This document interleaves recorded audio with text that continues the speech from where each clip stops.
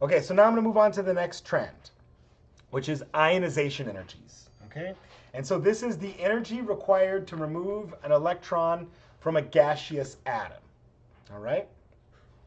That's, saying to remove from a gaseous atom, that's, that's important, but it's not as irrelevant to like our common everyday experiences with chemistry.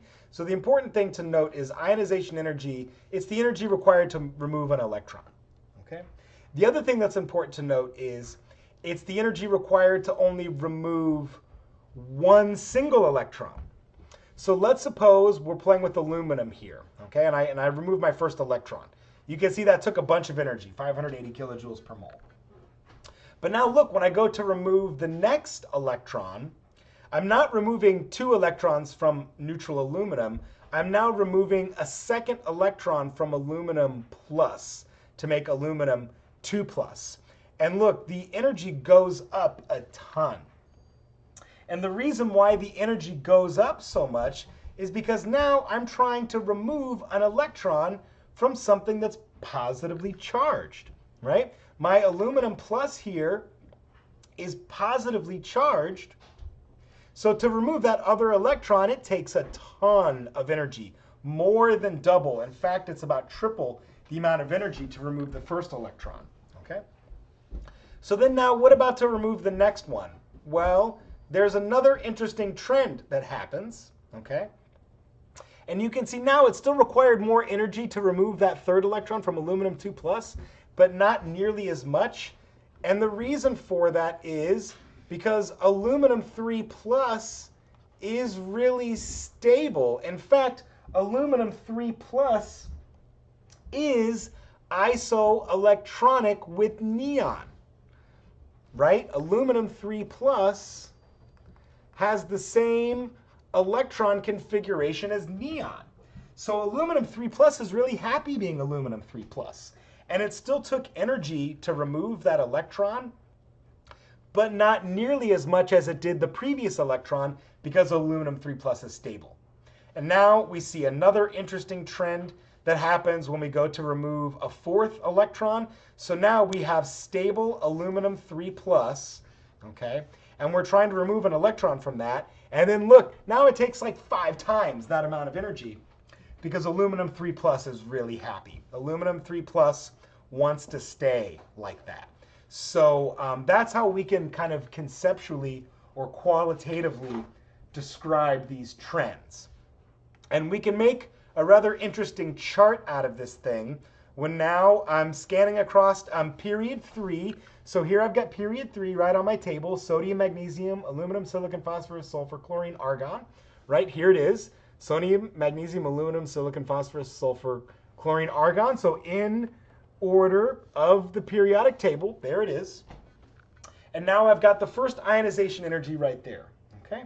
So for sodium 495, for magnesium 735. Here's the trend that we just looked at for aluminum. Okay. And now what I want to point out, I'm going to circle a diagonal here. Okay. And this diagonal that I'm circling here is one, I'll call this one past the sweet spot. Okay, one past the sweet spot. So for example, if we go back to that aluminum, we remembered that I3 for aluminum, that gave us aluminum 3 plus, which is stable. Okay, but now I go one more down and look at the humongous gap, the humongous jump of energy, because aluminum 4 plus is not happy being aluminum 4 plus. Okay, similarly, we look at sodium, and this makes sodium 1 plus. Sodium 1 plus is really happy. However, to make sodium 2 plus, we've got to supply like 10 times the amount of energy. Sodium 2 plus is not stable at all. So we could see this diagonal line shows us the unstable ions because of the humongous jump in energy it takes to go there. So magnesium 2 plus puts it at 1445. Magnesium 2 plus is very stable, but then look, there's a huge jump to go there. We talked about the aluminum jump. Now if we look at silicon, So silicone, we can see another huge jump for this diagonal line, and so on and so forth, okay? So this is a trend you should be somewhat familiar with, in that when we see the stable ion, so the ion that is isoelectronic with the noble gas, that's stable, that's happy, okay? And to go beyond that one, it's not going to be so happy or stable, so it's going to take an enormous amount of energy, okay? So still looking on at this ionization energy, so now this is looking at another section of the periodic table, and now this is just looking at I1, or so IE1, just the first ionization energy.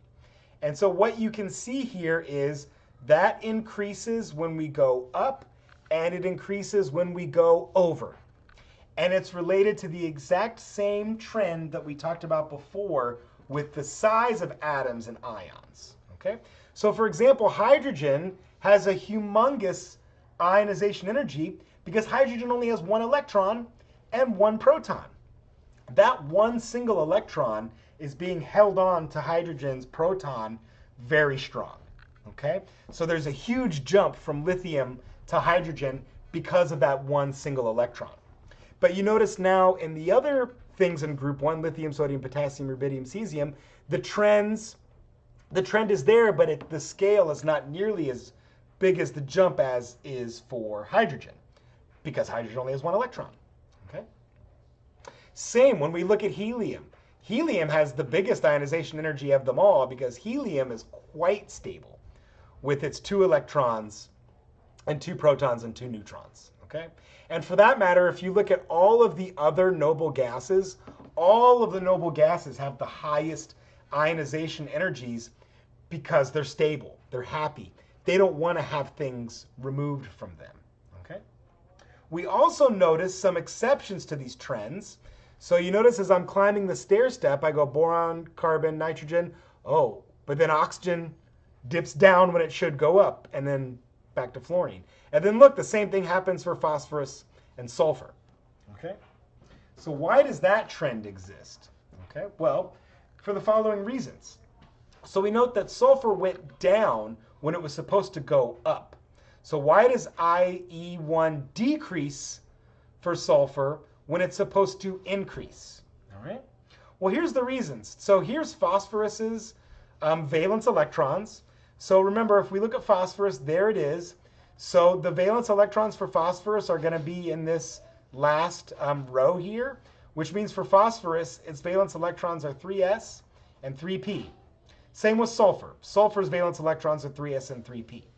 So we can see phosphorus has a half-filled shell. Okay? So half-filled shells are stable, right? We just talked about that in the previous video. All right? But what we have to remember, we're removing one of these electrons. Okay? So now what ends up happening here, when we remove an electron to make sulfur plus, okay, its new electron configuration is going to be 3s2, 3p3, which is half filled and thus really stable. All right? So that's why it goes down for sulfur when it's supposed to go up. And the same trend is observable for nitrogen to oxygen. Oxygen is also a 2p4, but when you remove one electron from oxygen, it becomes 2p3, which is stable, so that's why it goes down when it's supposed to go up. All right? And then you can see that trend starts to become not as important with arsenic and selenium, as well as the others in the P3 and P4 category. Okay? Chemistry is the science of exceptions.